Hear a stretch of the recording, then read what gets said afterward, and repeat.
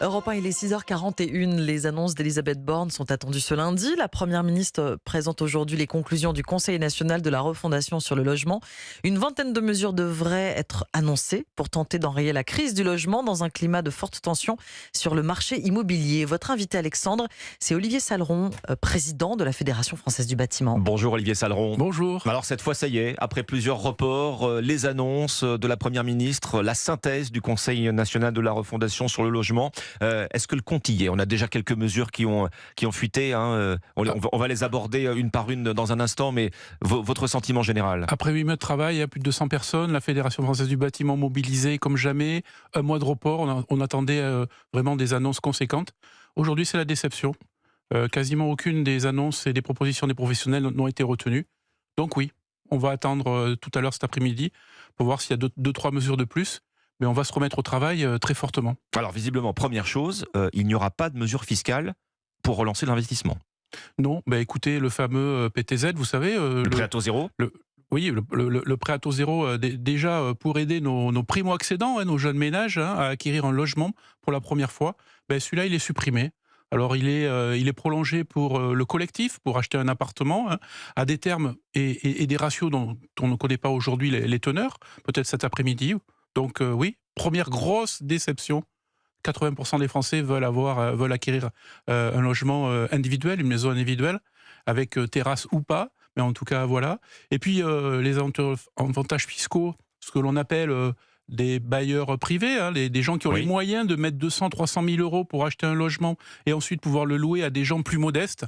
Eh bien cela, c'est pareil, le Pinel va mourir de sa belle mort dans quelques mois. Voilà le dispositif Pinel qui ouvre droit effectivement à une réduction d'impôt sur l'achat d'un logement à mettre en location ne sera pas prolongé effectivement au-delà de 2025. Nouvelle déception pour vous également. Vous savez, nos concitoyens, un peu comme tout le monde, s'ils n'ont pas une petite carotte et puis un retour sur investissement, vu déjà aujourd'hui l'inflation et les taux, ils vont se détourner, ils vont aller ailleurs. Donc on le sait, ce ne sont pas des niches fiscales, ce sont des avantages fiscaux qui ont la vertu de loger des concitoyens modestes et plus modestes. Aujourd'hui, on ne veut pas avoir cette dimension politique.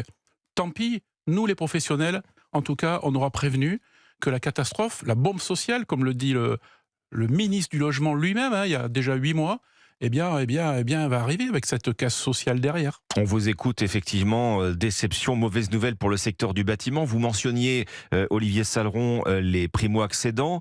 Les taux d'intérêt rendent l'accès à l'emprunt en général plus difficile et particulièrement pour eux, ce sont les premiers recalés. 60% des primo-accédants se voient refuser le prêt à la banque. Voilà, le Haut Conseil à la stabilité financière, c'est ceux qui vont donner un peu les critères, les obligations pour nos jeunes ménages ou pas, pour pouvoir contracter un prêt.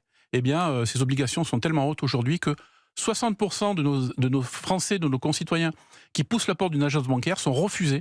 60% repartent sans leur prêt. C'est la réalité d'aujourd'hui.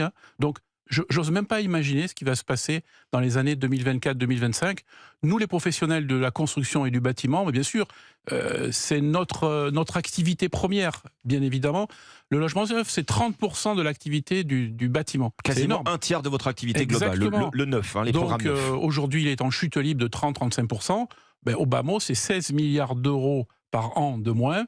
Donc évidemment qu'on va ajuster la voilure si les mesures ne sont pas agrémentées de cet après-midi, peut-être d'un travail parlementaire que nous allons faire nous aussi, avec l'ensemble des parlementaires de tous bords, pour essayer de redresser la barre.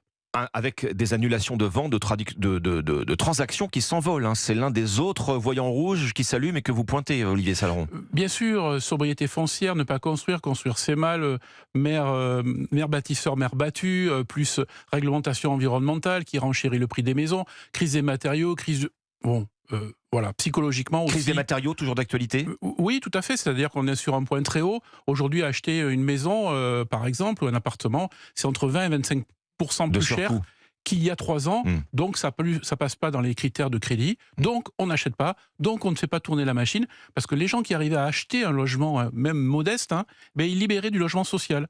Mais aujourd'hui, le système est bloqué. Vous parlez des maires, il y a un problème de libération du foncier localement, Olivier Salron. Oui, il y a des annonces sur le pour lancer foncier des qui sont programmes. plutôt pas mal. On loue le foncier au lieu de l'acheter, etc. Bon, aujourd'hui, ça a été expérimenté. Il n'y en a que quelques dizaines qui ont mordu à l'hameçon en France. Hein. C'est un système anglo-saxon. On va voir ce que ça va donner. Mais aujourd'hui, c'est l'urgence. C'est-à-dire qu'il y a pratiquement 3 millions de nos concitoyens qui ne sont pas logés. C'est la Fondation Abbé Pierre qui le dit. Donc aujourd'hui, ce n'est pas la médecine des plantes, la médecine douce qu'il faut annoncer cet après-midi. Hein. C'est un électrochoc. Aujourd'hui, on est très déçus. On n'a même pas le cachet d'aspirine. Bon, sur l'homéopathie, donc si l'on vous suit, Olivier Salron, le chantier de la rénovation énergétique, Alors, très bien. il faut changer de braquet. Aujourd'hui, 55% de notre chiffre d'affaires, c'est la rénovation énergétique. Énorme chantier. Il faut changer de braquet. Aujourd'hui, rien n'est chiffré. On demande une majoration de ma prime rénov' pour que nos concitoyens puissent justement rénover d'une façon plus globale leur logement. Une rénovation globale, ça coûte entre 30 000 et 50 000 euros. Quand on a un reste à charge à 2 000, déjà, c'est une aide extraordinaire. Mais quand on a un reste à charge à 2 000, quand on est un foyer très modeste, eh bien, on peut pas engager les travaux. Donc, il y a une réflexion supplémentaire à passer. On a tout mis sur la table. Nous, on a fait plus de 30-40 propositions pendant ces 8 mois. Je vous rappelle quand même qu'il y a 2 ans, on a participé à la commission Rebsamen, qui était là pour lutter sur la crise du logement neuf, déjà, il y a 2 ans. Donc, on ne pourra pas dire qu'on n'a pas prévenu. On entend votre déception en tout cas à l'annonce de ces mesures sur la crise pour tenter de régler la crise du logement. Le compte n'y est pas, c'est ce que vous nous dites ce matin. Merci Olivier Merci. Salron, président de la Fédération française du bâtiment. Merci à vous. Merci beaucoup.